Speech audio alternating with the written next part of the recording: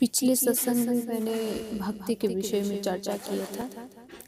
आज हम सतगुरु कबीर साहब की वाणी के माध्यम से भक्ति का प्रारूप देखेंगे कि उन्होंने भक्ति को एक पेड़ का प्रारूप दिया है।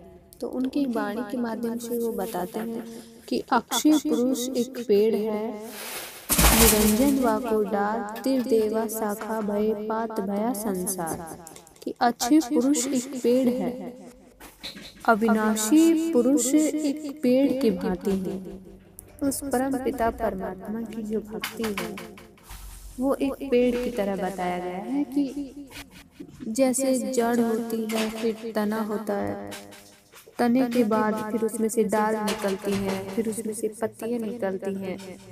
उस प्रकार से सतगुरु कबीर साहब ने भक्ति का प्रारूप बताया है कि अविनाशी पुरुष एक पेड़ की तरह है, निरंजन वाको डाल त्रिदेवा शाखा भय पात भया संसार।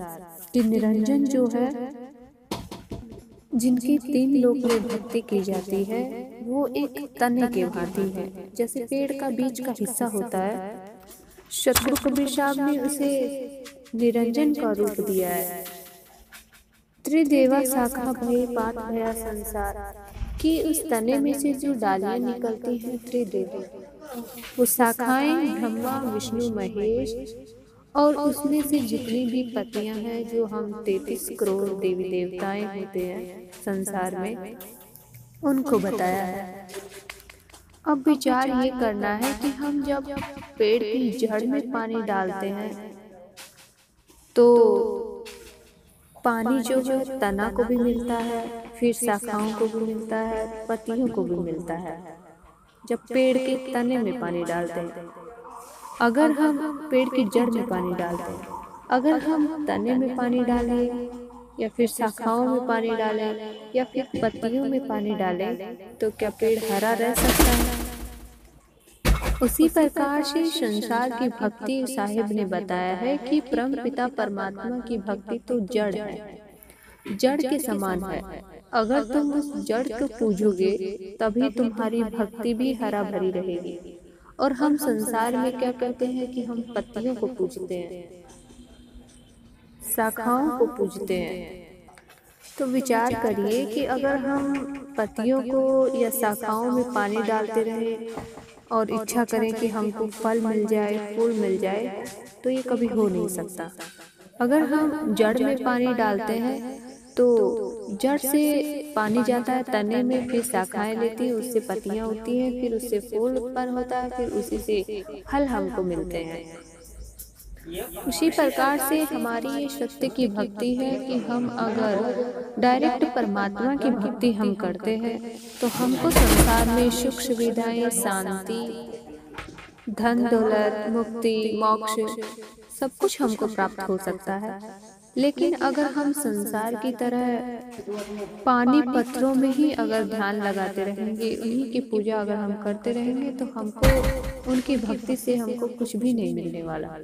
जिस प्रकार से पेड़ के अगर पत्तों में पानी डालेंगे तो हमको फूल और फल की प्राप्ति नहीं हो सकती, उसी प्रकार से अगर हम संसार के अगर तीन लोक की भक्ति में अगर हम फंसे रहेंगे तो ना हमको सुख शांति मिलेगी, ना हमको मोक्ष की प्राप्ति होगी। ये बात हम नहीं कह रहे हैं, साहिब की वाणी कह रही है। तीन गुणन की भक्ति में भूल पड़े संसार, कहीं कभी निज नाम बिन कैसे उतरे पार। कि त्रिगुण की भक्ति में सारा संसार भूला पड़ा है। तीन गुण कौन से हैं? रजो, सतो और तमो। इन तीनों गुण की जो भक्ति है उसी में ये पूरा संसार भूला हुआ, जैसे ब्रह्मा विष्णु महेश। इस संसार इन तीनों की भक्ति में भूला पड़ा है। साहिब कहते हैं कि कहीं कबीर निज नाम बिन कैसे उतरे पार। कि अपने निज स्वरूप के ज्ञान के बिना ये जीव संसार से पार कैसे उतरेगा। जब तक ये अपने आप को नहीं जानेगा, अपने आत्म स्वरूप को नहीं पहचानेगा, तब तक इस भवसागर से पार कैसे होगा। ये तो संसार के तीन गुण की भक्ति में ही फंसा हुआ है।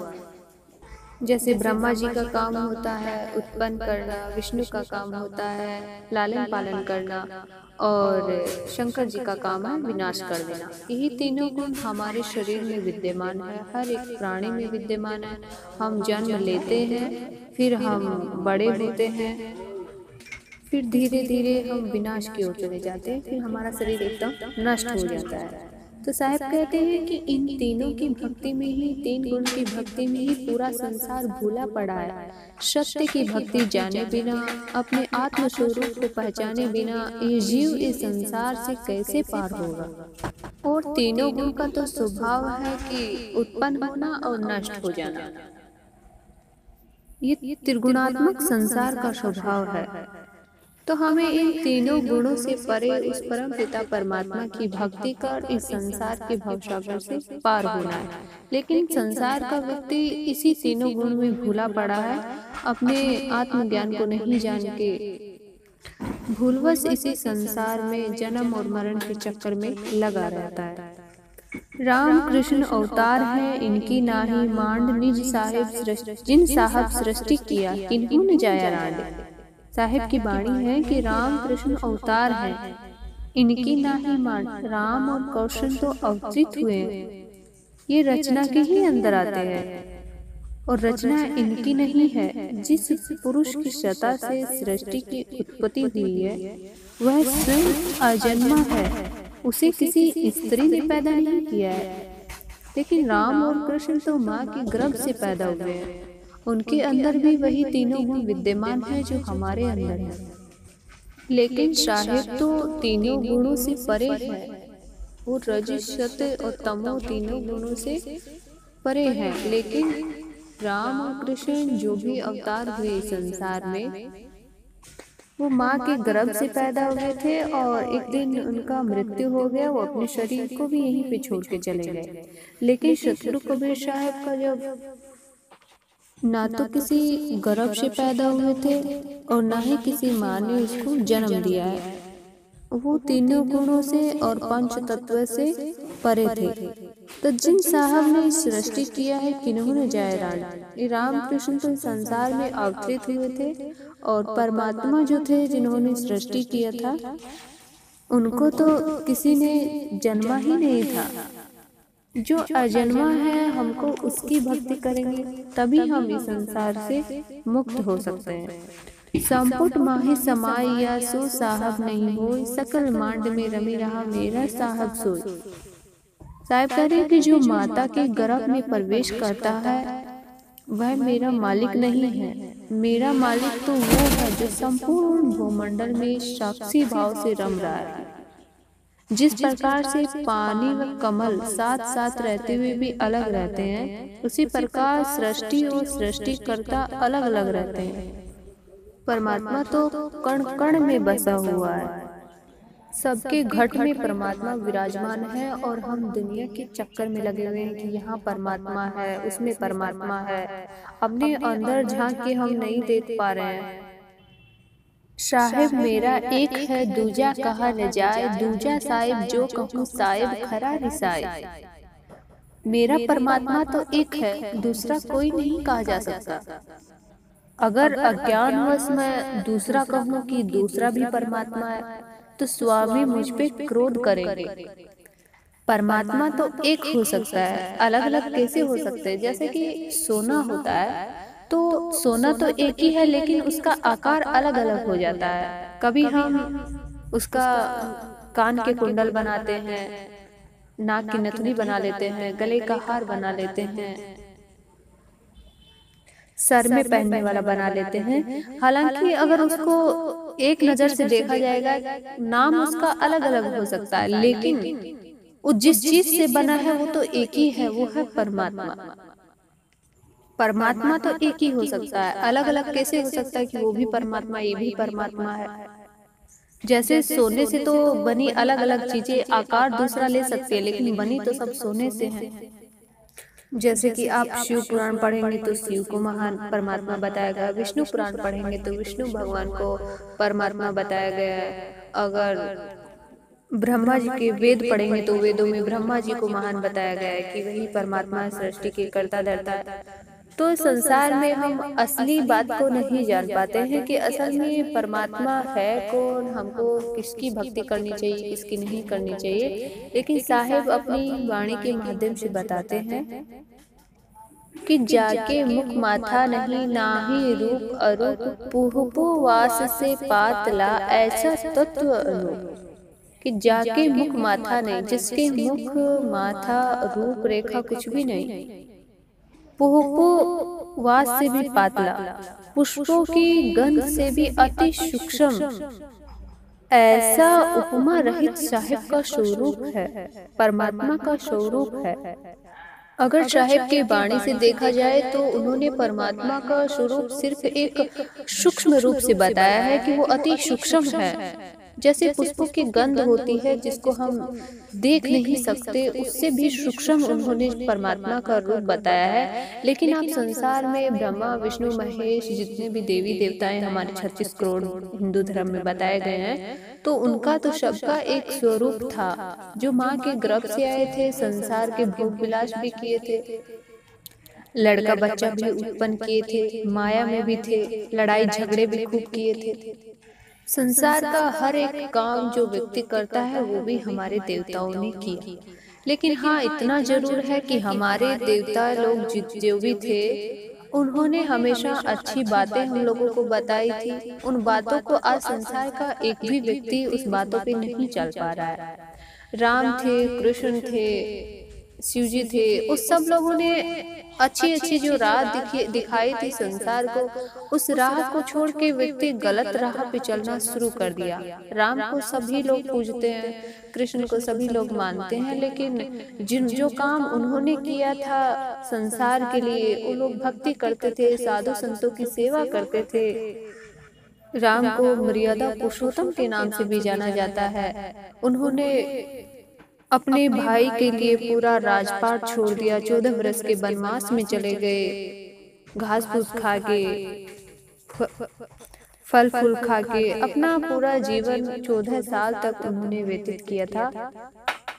आज का मानव उनकी पूजा जरूर करते हैं, लेकिन उनके गुणों को अपने अंदर नहीं उतारते हैं। सभी लोग भक्ति भाव से उनकी आराधना करते हैं, राम राम जपते हैं, सब करते हैं, लेकिन उन्होंने क्या किया था, उनकी कही हुई बातों पे कोई नहीं चल पा रहा। तो फिर पूजने का मतलब ही क्या? राम जी का स्वभाव शीतल था, कृष्ण का स्वभाव था हमेशा प्रसन्न रहते थे, मुस्कुराते रहते थे, कभी उनके चेहरे पे किसी प्रकार की कोई चिंता, कोई टेंशन नहीं, किसी से कोई ईर्ष्या द्वेष नहीं, कभी किसी की निंदा चुगली नहीं, किसी की बुराई नहीं। ऐसा उनका स्वभाव था, हमेशा प्रसन्न रहना। लेकिन आज का व्यक्ति उनकी सबकी भक्ति करता है, पूजा करता है, लेकिन दिन रात टेंशन में भी रहता है। तो हमारे कहने का मतलब है कि किसी की भक्ति से विद्रोह नहीं कर रहे, सिर्फ कहने का मतलब है कि हम किसी की भक्ति करने से तो अच्छा है कि हम उनके गुणों को अपने अंदर उतारें, तो हमारी भक्ति मान्य हो सकती है कि हाँ, आप राम के बहुत बड़े पुजारी हैं, बहुत बड़े भक्त हैं। जब आपके अंदर राम के जैसे स्वभाव, राम के जैसे गुण आपके अंदर आने लगेंगे, तो आपको राम के आगे आरती, उनके आगे दिया जलाने की, फूल चढ़ाने की जरूरत ही नहीं है। लेकिन आदमी सब कुछ तो करता है, लेकिन अपने स्वभाव को, अपने मन को नहीं निर्मल कर सकता, तो फिर उसकी भक्ति भी निष्फल चली जाती है। जब तक मन आदमी का निर्मल नहीं होता, तब तक वो कितना हो अर्चना करे, पूजा पाठ करे, फिर उसकी भक्ति है वो विफल हो जाती है, सफल नहीं हो पाती। निबल सबल जो जान के नाम धरा जगदीश, कहीं कबीर जन्मे मरे ताहि दरु नहीं सी। साहब कह रहे हैं कि मनुष्य ने जिनको दुर्लभ से सबल देखा, उसी को स्वामी मान लिया। लेकिन कबीर साहब कहते हैं कि जो स्वयं जन्म मरण के अधीन है, उसको शिष्य कभी नहीं नवा सकता, वह सबका सिरमौर नहीं हो सकता। मान लीजिए आपके पास बहुत ज्यादा धन दौलत है, आप गरीबों की सेवा करते हैं, गरीब लोगों की मदद करते हैं, दीन दुखियों के ऊपर दया भाव रखते हैं, तो आपको दुनिया भगवान मानने लगती है कि आप हमारे भगवान के समान हैं, आपको भगवान की उपाधि दे देते हैं। तो यही था कि राम और कृष्ण संसार में अच्छा कर्म किया था उन लोगों ने, तो दुनिया उनको भगवान के रूप में देखने लगी कि ये हमारे भगवान हैं। जैसे साधु संतों की राम भगवान ने बहुत मदद की थी। साधु संतों के साथ रह के उन्होंने अपना जीवन यापन किया था, और संतों के साथ रह के फिर अपने अयोध्या में आके उन्होंने संसार को पूरा भक्ति का मार्ग बताया था कि ये गांव के लोग तुम सब भक्ति करो। तो गांव के लोगों ने बात पूछा था कि भक्ति किसे कहते हैं, हम कैसे भक्ति करें। तो राम भगवान ने एक साखी बोली थी, भक्ति स्वतंत्र सकल सुख खानी, बिन सत्संग न पावहि प्राणी। कि हे गांव के लोगों, भक्ति तो स्वतंत्र है, सकल सुखों की खान है भक्ति, और लेकिन बिना सत्संग के कोई प्राणी उस भक्ति को पा नहीं सकता। सत्संग सुनना होगा, सत्संग करना होगा, संतों के द्वारा सत्संग करवाना होगा, तभी तुमको भक्ति मिल सकती है। ये स्वतंत्र भक्ति है, कोई भी कर सकता है, इसे कोई जाति धर्म मजहब से कोई मतलब नहीं है। ये सकल सुखों की खान है ये भक्ति, लेकिन ये भक्ति तभी जीव को मिल सकती है जब उसके जीवन में सत्संग होगा, तभी मिल सकती है। तो उन्होंने भी संसार में लोगों को सत्संग बताया था। ये नहीं कि तुम मेरे को पूजो, मेरी ही आराधना करो, मेरे ऊपर फूल चढ़ाओ। राम भगवान ने तो आप लोगों ने सुना ही होगा, नवदा भक्ति में शिवजी माता को बताए थे 9 प्रकार से भक्ति। तो उन भक्तियों को अपने जीवन में व्यक्ति उतारता नहीं है। हालांकि पूजा पाठ तो खूब करता है, राम राम मुख में तो खूब लेता है, लेकिन दारू बीड़ी सिगरेट तंबाकू गांजा अफीम इस प्रकार के नशों में डूब जाता है। उन नशों को त्याग नहीं कर पा रहा है, परमात्मा का भजन कर रहा है। शायद तो कह रहे हैं कि आदत बुरी सुधार लो, बस हो गया भजन। कितनी सरल भक्ति है संसार में कि अपनी बुरी आदतों को सुधारो, तुम्हारा भजन हो गया। इन्हीं सब आदतों को भगवान राम और कृष्ण ने इन आदतों को, अपनी बुरी आदतों को अपने जीवन में नहीं अपनाया था, इसीलिए दुनिया उनको भगवान की उपाधि दे देती है। तो साहिब वही कहते हैं कि निबल सबल जो जान के धरा नाम जगदीश, कहीं कभी जन्मे मरे ताहे डरू नहीं सी। कि संसार में मनुष्य जो दुर्लभ व्यक्ति होता है, उसकी अगर कोई मदद कर देता है तो उसके लिए वो भगवान बन जाता है, उसी को वो अपना स्वामी मान लेता है। तो शायद कहते हैं कि वह स्वयं जन्म मरण के अधीन है। जिसको हम भगवान मानते हैं वो खुद जन्म मरण में पड़े हुए हैं, तो उनको शीश में कभी नहीं झुका सकता उनके सामने। वह सबका सिरमौर नहीं हो सकता। उनसे भी बढ़ के परमपिता परमात्मा जो अजन्मा है, जो कभी जन्म मरण से परे है, जन्म मरण से रहित है मेरा साहिब सोई, बलिहारी वहाँ पीव की जिन सिरजा सब कोई। कि जन्म मरण से जो रहित है वही मेरा साहिब हो सकता, वही मेरे परमात्मा हो सकते हैं। ऐसे स्वामी पे मैं अपना पूरा जीवन न्यौछावर करूं, जिसने सबको रचा लेकिन उसको रचने वाला कोई नहीं है। तीन देव को सब कोई ध्यावे, चौथे देव को मर्म न पावे, चौथा छोड़ पंचम चितलावे, कहे कबीर हमरे डिगावे। कि तीन देव को सब कोई ध्यावे। तीन देव कौन है? ब्रह्मा विष्णु महेश। तीन देव को सब कोई ध्यावे, चौथे देव का मर्म न पावे। चौथा कौन हुआ?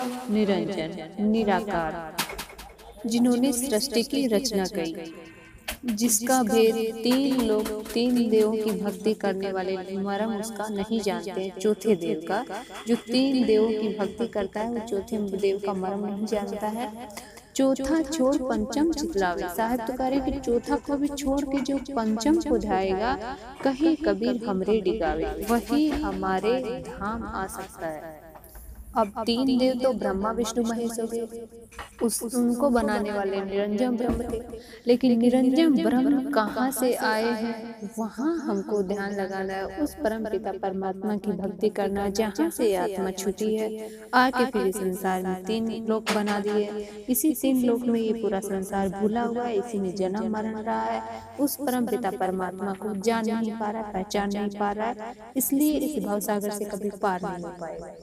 जो जान जाता है वो भक्ति करता है और परमात्मा के धाम पहुंच जाता है। वही साहिब कहते हैं कि चौथा छोड़ पंचम चितलावे, कि चौथे को भी छोड़ के जो पांचवे में अगर अपना मन लगाएगा, ध्यान लगाएगा, भक्ति करेगा, वही हमारे धाम आ सकता है। तीन लोक सब राम जपत है, जाने मुक्ति को धाम, रामचंद्र के वशिष्ठ गुरु काहे सुनायो नाम। साहिब कहते हैं कि तीन लोक सब राम जपती है, तीन लोक में सभी राम की पूजा करते हैं, राम की भक्ति करते हैं। जाने मुक्ति को धाम, उसको मुक्ति का धाम जानकर कि हमको हमारी इनसे मुक्ति हो जाएगी, तो सभी लोग उनकी पूजा करते हैं, आराधना करते हैं, ध्यान लगाते हैं। रामचंद्र के वशिष्ठ गुरु काहे सुनायो नाम, कि रामचंद्र भगवान को तो सब दुनिया पूजती है, उसी से मुक्ति अपना मानती है, लेकिन राम भगवान ने भी गुरु वशिष्ठ को अपने गुरु बनाया था। तो गुरु वशिष्ठ ने राम जी को कौन सा ऐसा उपदेश दिया होगा, क्या राम से भी बड़े फिर कोई है जिससे राम की मुक्ति हुई? और हम लोग राम को पूज रहे हैं, तो राम को भी किसी ने अपना नाम सुनाया होगा, क्या नाम सुनाया होगा कि जिससे राम भगवान की मुक्ति हुई थी। सतगुरु कबीर साहब जी जब इस संसार में आए थे तो उन्होंने भी राम नाम का ही सुमिरन बताया था संसार को, लेकिन जब वो संसार से गए थे तब उन्होंने इस संसार में लोगों को बताया था कि मैं जिस राम की बात कर रहा हूँ वो राम कौन है, आप लोग जानते हैं कि नहीं जानते। मैं उस दशरथ के बेटे राम की बात नहीं कर रहा हूँ कि आप लोग उसको पूजिए। तब वो पूछते हैं वहाँ के लोग कि आप किस राम की बात कर रहे हैं, हम किस राम को पूजें, किस राम की भक्ति करें ताकि हम भी संसार से मुक्त हो सकते हैं। तो साहिब बताते हैं कि जग में चार राम, कितना राम है संसार में, कि जग में चार राम है, तीन राम व्यवहार, चौथा राम निजिसार है, ताका करो विचार, कि संसार में चार राम है जिसमें तीन राम तो व्यवहार के और चौथा राम तत्व स्वरूप है और उसी का विचार करना है। अब तीन राम व्यवहार के कौन कौन है, कि एक राम दशरथ घर डोले, एक राम घट घट में बोले, एक राम का सकल पसारा, एक राम त्रिगुण से न्यारा। कि कौन कौन है, कि एक राम दशरथ का पुत्र है जो दशरथ का बेटा है, एक राम सबके घट में विराजित है जो बोलता है, एक राम का सगत पूरा जगत पसारा और संपूर्ण संसार पसारा हुआ है, और एक राम त्रिगुण से न्यारा, जो चौथा राम है इन तीनों गुणों से न्यारा है। तो फिर सवाल करते हैं कि कौन राम दशरथ घर डोले, कौन राम घट घट में बोले, कौन राम का सकल पसारा, कौन राम त्रिगुण से न्यारा, कि कौन राम है जो दशरथ के घर डोलते हैं, कौन राम है जो इस घट में बैठे हैं बोलते हैं, कौन राम का ये पूरा संसार सकल पसारा हुआ है, कौन राम है जो इन त्रिगुण से न्यारा है। आकार राम दशरथ घर डोले, निराकार घट घट में बोले, बिंदु राम का सकल पसारा, निरालम सभी से न्यारा। कहते हैं कि शरीरधारी राम दशरथ के घर डोलते हैं जिन्होंने आकार लिया है, आकार राम दशरथ घर डोले, जिन्होंने आकार लिया है वो दशरथ के पुत्र हैं जो दशरथ के घर में डोलते हैं। निराकार घट घट में बोले, जो निराकार पवन रूप राम है वो घर घर में बोलते हैं, जो हमारी श्वासा है आ रही है जा रही है। बिंदु राम का शकल पसारा, कि बिंदु राम का एक संपूर्ण विस्तार है, पूरा संसार बनाया। निरालम सबसी से न्यारा, कि निरालम जो चैतन्य मात्र है वो सबसे न्यारा है, वही परम पिता परमात्मा, वही आत्म राम है। उसी राम की भक्ति हम सब करें तो इस संसार के जन्म मरण से हम मुक्त हो सकते हैं। चार भुजा के भजन में भूल पड़े सब संत, कबीर सुमिरे तासु को जाकी भुजा अनंत। साहिब कहते हैं कि चार भुजा वाले विष्णु के भजन में सब संत मुझे भूल पड़े, जिनकी चार चार भुजाएं देख ली हैं कि बहुत बड़े परमात्मा हैं, हमको इस संसार से मुक्त कर देंगे। तो साहिब उसी के लिए कहते हैं कि इन चार भुजा के भजन में पूरा संसार, पूरे संत इसी में डूबे पड़े हैं। लेकिन कबीर साहब कहते हैं कि कबीर सुमिरे तासु को जाकी भुजा अनंत।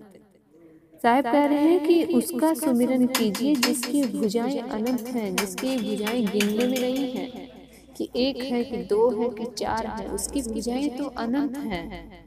ऐसे सतगुरु परम पिता परमात्मा की भक्ति करिए। काटे बंधन विपत्ति में कठिन किया संग्राम, चिन्हो रे नर प्राण या गरुड़ बड़े की राम। साहब कहते हैं कि काटे बंधन विपत्ति में कठिन किया संग्राम, कि नाग फांस बंधन रूपी विपत्ति पड़ने पर गरुड़ ने जिस रामचंद्र को बंधन से मुक्त किया था, तो चिन्हो रे नर प्राण या गरुड़ बड़े की राम, कि हे प्राणियों तुम कहो कौन बड़ा है, राम या गरुड़ बड़े हैं। कि जिस राम को बंधन से विपत्ति से गरुड़ जी मुक्त किए थे, तो ये विचार करिए कि गरुड़ बड़े हुए हैं कि राम बड़े हुए हैं। कहे कबीर चित चेत हूँ शब्द करो निर्वार, राम ही करता कहत है भूल परो संसार। कि हे संसार के प्राणियों तुम जाने तुझे बिना ही इस संसार के लोग अवतारी राम को परमात्मा का स्वरूप देकर भूल में पड़े हुए हैं और परमात्मा के स्वरूप को नहीं जान पा रहा है। जाहि रोग उत्पन्न भया औखदी देहु जुताहि, वेद ब्रह्म बाहि रहा भीतर दशा जुनाहि। जाहि रोग उत्पन्न भया, जिसे जो रोग उत्पन्न हुआ है, औखदी देहु जुताहि, उसे उसी के अनुसार औषधि देनी चाहिए। वेद ब्रह्म बाहि रहा भीतर दशा जुनाहि, ब्रह्म रूपी ज्ञान औषधि भीतर गई नहीं, फिर रोगी जन्म मरण से रोग से कैसे मुक्त हो सकता है। जब तक आत्मज्ञान की प्राप्ति नहीं हो सकती, ये जीव जन्म मरण से मुक्त नहीं हो सकता। और आत्मज्ञान की प्राप्ति ये नहीं कि एक ही जन्म में हमको प्राप्त हो जाएगी, उसके लिए जन्मों जन्मों लग जाते हैं भक्ति करते करते, तब जाके हमको आत्मज्ञान की प्राप्ति होती है और तब हम कोई इस जन्म मरण से मुक्त हो पाते हैं। हम करता सब सृष्टि के हम पर दूसरे नाही, कहीं कबीर हम ही चिन्हे नहीं 84 जाए। साहिब कहते हैं कि हम करता सब सृष्टि के, जीवात्मा कर्म रूपी सृष्टि का करता है, उस पर दूसरा कोई नहीं। कहे कबीर हमें चिन्हे नहीं 84 जाए। जो हमको पहचान गया यानी अपने आप को जान गया, फिर वो 84 के फेर से मुक्त हो जाएगा। जो परमात्मा को पहचान गया, जो अपने निज स्वरूप को पहचान गया, फिर वो 84 के फेर से हमेशा हमेशा के लिए मुक्त हो जाता है। वही साहिब कह रहे हैं कि कहे कबीर हम ही चिन्हे नहीं 84 जाए। जो हमको पहचान गया, हमको बूझ गया, फिर वो 84 की फेर से हमेशा हमेशा के लिए मुक्त हो जाएगा। अनंत कोटि ब्रह्मांड का एक रति नहीं बार, साहब पुरुष कबीर है कुल का सृजनहार। कि संपूर्ण ब्रह्मांड का भार धारण करके भी रत्ती भर भी भार नहीं ज्ञात होता, ऐसे कुल का सृजनहार परम पुरुष परमात्मा ही है, और बाकी इस संसार में कोई दूसरा नहीं है। साहिब सबका बाप है बेटा काहू का नाही, जो बेटा होके जन्मिया सो तो साहिब नाई। साहिब सबके पिता है, सबके मालिक है, बेटा किसी के नहीं है। लेकिन जो इस संसार में बेटा होके जन्म लिया है, वो परमात्मा नहीं हो सकते, क्योंकि परमात्मा किसी के गर्भ में नहीं जाएंगे, वो माँ के गर्भ में नहीं जाएंगे, और वो माया से हमेशा हमेशा के लिए परे होते हैं। उनका शरीर पंच तत्व 3 गुण से नहीं होता। वो संसार में आके शादी विवाह के चक्कर में नहीं पड़ेंगे। ऐसे परम पिता परमात्मा की अगर हम भक्ति करें तो हमारा जीवन सुख शांति से भरपूर रहता है और हमारे जीवन की यात्रा मंगलमय रहती है। राम राम तुम कहत हो नहीं सो अकथ स्वरूप, वह तो आए जगत में भय दशरथ धर भूप। जिस राम नाम का तुम जाप करते हो, परमात्मा स्वरूप नहीं है वो। परमात्मा का रूप तो अकथनीय है, कहने में नहीं है। वह राम तो दशरथ के घर में जन्म लेकर संसार में आए थे। उस परमात्मा का न पिंड है, न प्राण है, न श्वास है, न देह है, न कोई चिन्ह, न वह नाद बिंद से आता है। वह तो पंच तत्व 25 प्रकृति और 3 गुणों से परे है। जैसे साहिब की वाणी है कि पिंड प्राण नहीं तासु के, दम देह नहीं सीन, नाद बिंदु आवे नहीं, 5 25 न 3।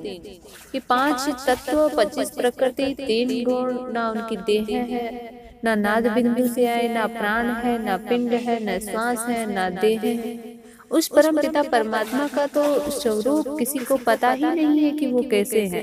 लेकिन आप संसार में जिस राम नाम का जाप करते हैं, उन्हीं को परमात्मा का स्वरूप मानते हैं। तो परमात्मा का स्वरूप तो अकथनीय है, कहा नहीं जा सकता। लेकिन जिस राम नाम को तुम परमात्मा का स्वरूप मानते हो, वो तो दशरथ के घर जन्म लेकर इस संसार में आए थे। जैसे हम हैं वैसे वो भी थे। वो राजा के पुत्र थे, इसलिए दुनिया में उनका नाम है।